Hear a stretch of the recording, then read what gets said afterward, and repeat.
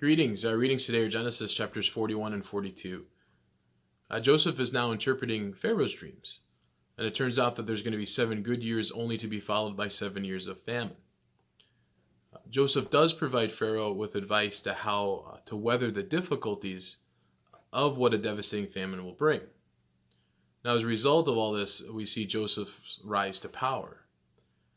Later in chapter 41, before the famine comes, Joseph has 2 sons, Manasseh and Ephraim. More on those names in a second. In chapter 42, feeling the effects of the famine, Joseph's brothers encounter Joseph. Joseph recognizes them. They don't recognize him.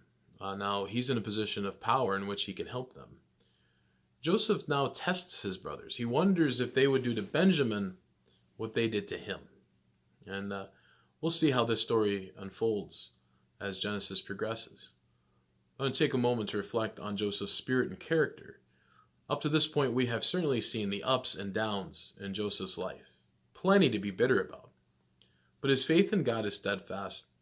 And when elevated to a place of power, when he's at a moment to embrace God's blessings, he doesn't dwell in his bitter past. He feels as if God has released him and delivered him.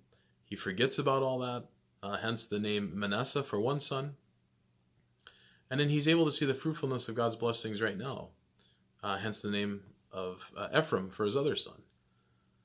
Now, when experiencing times of suffering, I know in my own life, even when coming out of it, it's so easy to fix on it. It's so easy to kind of still live in that space, even when I found myself blessed beyond reason in the present time.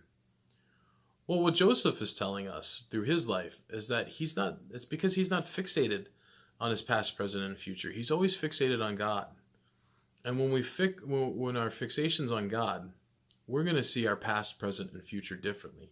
Certainly Joseph does. He sees his past, present, and future differently. And when we fixate on God and nothing else, we see past, present, and future differently as well.